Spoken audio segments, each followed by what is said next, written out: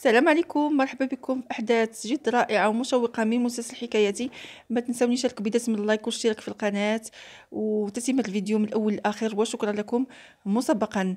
في هذا المشهد هذا كنشوفوا منار اللي مشات للجمعيه ديال التبرعات باش تتبادل مع الحقيبه اللي عطاها السيد جيم مع واحد السيده اخرى. ملي كتدخل كتقلب على اللي عندها نفس الحقيبه كتفاجئ بان السيده قسمت هي اللي عندها نفس الحقيبه. ملي مشات باش تعطيها ليها باش يتم التبادل كتفاجئ كذلك بسوزان اللي جات قالت لها اش كديري نتيا هنايا. بقات انا مصدومه ملي شافتها، ولكن الزوج ديال سوزان قال لها هذه السيده عائشه اوغلو. قالت ليه سوزان لا هذه ماشي عائشه اوغلو، هذه السيده كنعرفها مزيان وهي نفس السيده اللي مشيت عندها على قبل الحافله باش ما تدخلش لذاك الحي على قبل انه خطير. وهنا منار قالت لها يخلق من الشبه 40، وفي ديك الوقيته كطيح الحقيبه وبالتالي كتجي قسمت اللي كدير راسها غتهز الحقيبه ديال منار وفي نفس الوقت كتشونجي الحقيبه وبالتالي كيتم التبادل. واما السيده سوزان بقات مركزه مع منار وكتقول لها انا كنعرفك مزيان وعرفت حتى الصوت ديالك، انتيا ماشي عائشه، عطيني الهويه ديالك باش نتاكدوا. منار بقات كتشوف قسمت كتقول لها زعما انا راني فورطه فكيني منها.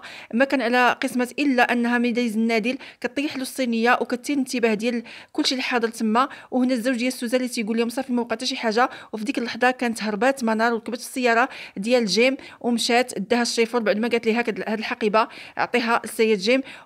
اما شيرين والاب ديالها عمر اللي كانوا كيطلوا كيتسناو منار باش تجي، وملي شافوا منار جات قالت ليه بابا ها انت شوف منار راه جابت السياره ديال جيم.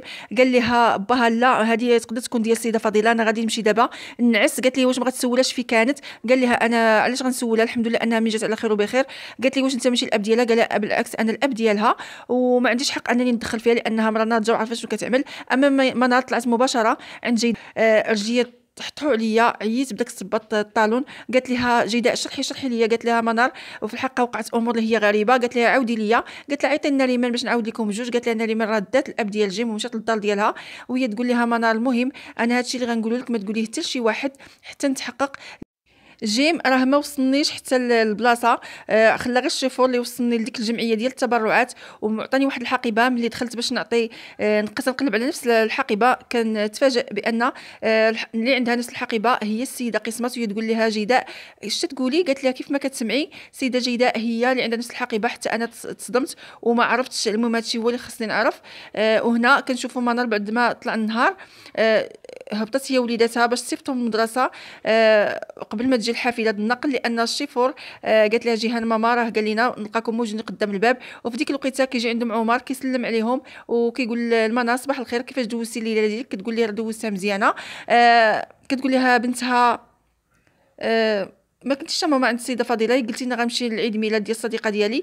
قالت لها منار ديك الصديقه كانت دايره عيد ميلاد عند فضيله وبقات بنتها جيهان مستغربه. وفي ديك الوقيته جات شيرين اللي كانت تبوس فاروق. قال لها ياك عاد دابا كنتي معنا دغيا توحشتينا. وكانت جات الحافله المدرسيه وتقول لها يلاه سيروا باش ما تجاوبهمش على الاسئله ديالهم. وهنايا كنشوفوا شيرين اللي بقات تقول لمنار كي دوزتي الليله ديالك مع السيد جيم في حقه وسيم وعجبني بزاف. انا عجبني هذا النسيب جديد وحتى ان الطول ديالو 190 سنتيمتر تقريبا. وقالت لي العارف اللي كان هبط في ديك الوقيته عارف انت كتعرف هذا السيد هذا راه جيم اللي كان جا عندنا المقهى. وهنا عارف بقى غير كيشوف بقى تيشوف منار ومصدوم. وقالت لهم المهم اللي غنقول لكم القنبله اللي غنقول لكم هو ان عمي سعد الدين اللي قالوا بانه العم ديال جيداء راه ماشي العم ديال جيداء وانما هو الاب ديال جيم وهو الحمل المستقبلي ديال منار ما عجباش الحال وتعصبت. قالت لها شيرين سكتي ما تبقيش تهضري هكاك غير كتخربقي. قالت لها شيرين علاش مالي واش انا كنكذب؟ انا راه سمعتكم كتهضروا قدام الشقه ديالك وكنتو دايرين مكبر الصوت وكتهضروا مع السيد جيم اللي عطاكم الاوامر. هنا عمر قال لها سكتي اش هاد الهضره كتقولي؟ قالت لها بابا مالك ما شتيش انت بنفسك من النافذه البارح ياك شفتي بان السياره ديال السيد جيم هي اللي جابتها؟ وهنا قال لها يلاه سيري غادي تعطلي على الخدمه اش هاد الهضره كتقولي؟ اما منار كان طلع ليها الدم ومشات طلعت وعارف قال لهم بسلامه انا نمشي للخدمه ديالي.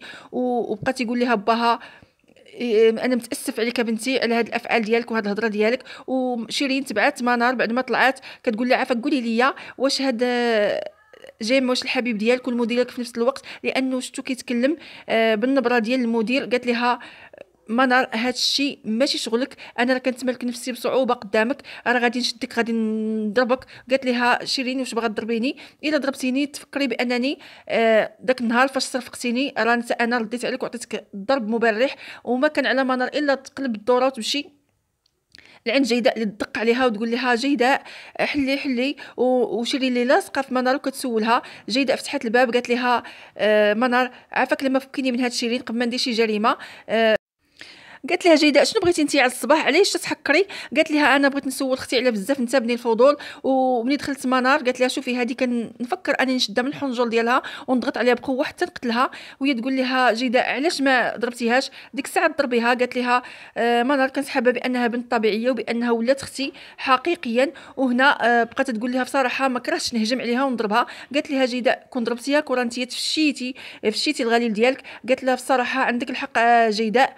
وهنا بقات تعاود لها منار قالت لها بصراحه راه بقات كتقول شي كلام ماشي تلهي قدام بابا عمر وحتى عارف راه سمع كل شيء. قالت لها جيداء وعارف اش كنتي دير في هذاك الوقت الصباح؟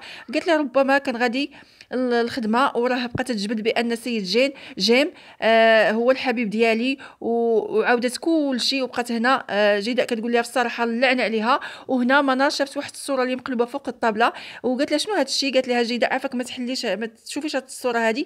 قالت لها منار علاش؟ قالت لها هذا الابن ديالي الحقيقي انا راه ما قدرتش نشوف وما بغيتش نشوف. قالت لها منار لما بغيتيش تشوفي نتيا خليني نشوف انايا. وهي تقول لها جيداء اوف منك منار. وهي تاخذ منار الصوره وبقات كتشوف حتى جيداء بقات كتطل حتى شافت الصوره ديال ولدها. اما عمران اللي جا بكري وفتح المقهى ديالو وجا عارف لقاه ناعس وهو يقول ليه صباح الخير سيد عمران واش جيتي بكري؟ قال لي جيت بكري راني ما تمكنتش من النعاس اصلا راني تعرفت على الابن ديالي الحقيقي هذاك الشيء علاش ما جانيش النعاس وبقيت سهران الليل كله. قال ليه عارف شكون هو الطفل منهم واش العائله الغنيه ولا الفقيره؟ قال ليه عمران وشكون في نظرك لاني خديته بسهوله؟ قال ليه عرفت بان صافي اذا تكون العائله اللي عندها سجل جنائي. وهنا بقى عمران قال ليه تصور ان السيد عطاني ولدي بلا ما بقى فيه بلا حتى شي حاجه وكيتفاوض تاع الفلوس باش نكملوا الاجراءات اسرع وقت وما بقاش فيه الولد اللي رباه وانما بغى غير الفلوس. وقال لي عارف وماذا عن رضا كيفاش واش غادي يشدوه يربيوه هما؟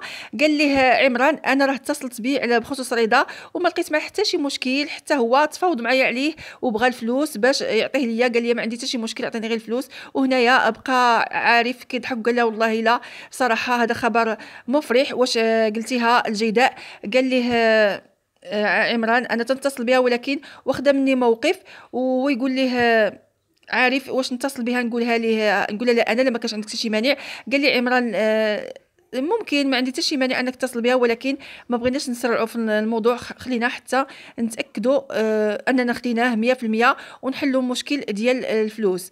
قال لي عارف واخا صافي اذا نديروا شي قهوه وان شاء الله ما توقع حتى شي مشكله. قال لي عمران واخا نديروا القهوه ومشى عارف باش يوجد القهوه. هو تيقول صراحه جيداء غتفرح بزاف بهذا الخبر هذا. وهنا جيداء اللي مشات العمل ديالها عند سيده فضيله يلاه دقات فتحت لها سيده فضيله اللي كانت عابسه الوجه. قالت لها جيداء صباح الخير. قالت لها صباح الخير. قالت لها فين غادا على هذا الصباح؟ قالت لها عندي شي غرض وكانت هازه واحد الظرف اللي كانت صيفطته لها شيرين فيه الصور ديال الاقراض ديالها اللي تسرقوا. وهنايا كنشوفوا جيداء اللي دخلت عند رئيف. قالت ليه من الام ديالك عابسه الوجه على الصباح واش عملتي لها شي حاجه؟ قال ليه ما عملت لها حتى شي حاجه. قالت ليه شفتها ماشي تلهيه. قال لها هو ربما بغات تخليني انا وياك باش نضحكوا انا وياك. وهي تقول ليه واش كتضحك عليا وهي تضربوا بالجاكيطه ديالها. قال لها راه كنضحك معاك. قالت لي واش كتسخر مني انايا؟ قال لها لا ما كنضحكش عليك اصلا انت ما كتقولي حتى شي كلمه خايبه يعني كيقصد لها بانك كتبقى تخربق في الهضره. وهنا قال لها غنخرجوا نفطروا على برا وهي تدي قالت يلا دوز لبس الحوايج ديالك. وهو بقى تيضحك قال لها اصلا يدي غيكونوا مشلولين بحال الحادثه وكيمعني ليها لان بقات سولت الام ديالو واش مشلول بالكامل من التحت ولا لا. وهنا دخلاتو قالت لي انت يديك صحاح يلا دخل لبس حوايجك انت واش باقي صغير. وهو دخل كيضحك وفرحان.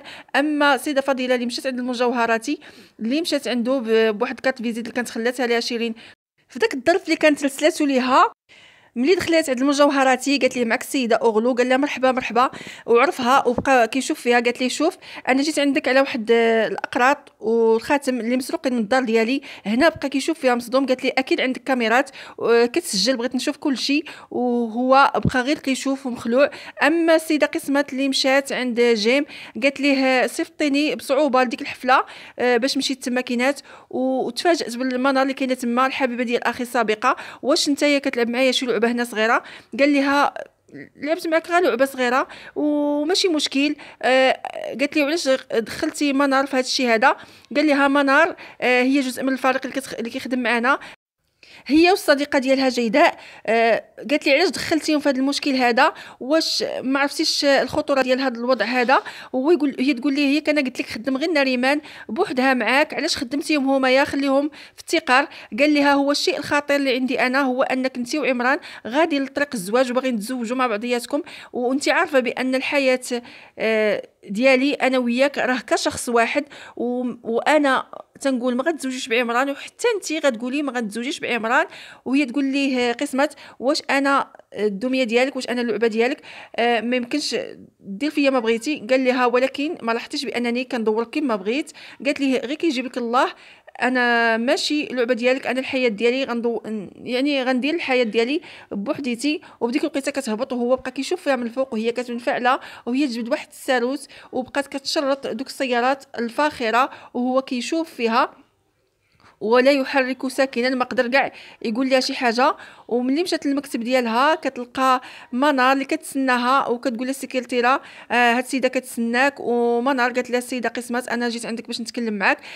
قسمت قالت لها مزيان ملي جيتي، حتى انا بغيت نتكلم معاك، يلا ندخلوا للمكتب ديالي. وقالت للسكرتيره وجدي لنا شي كاس ديال القهوه.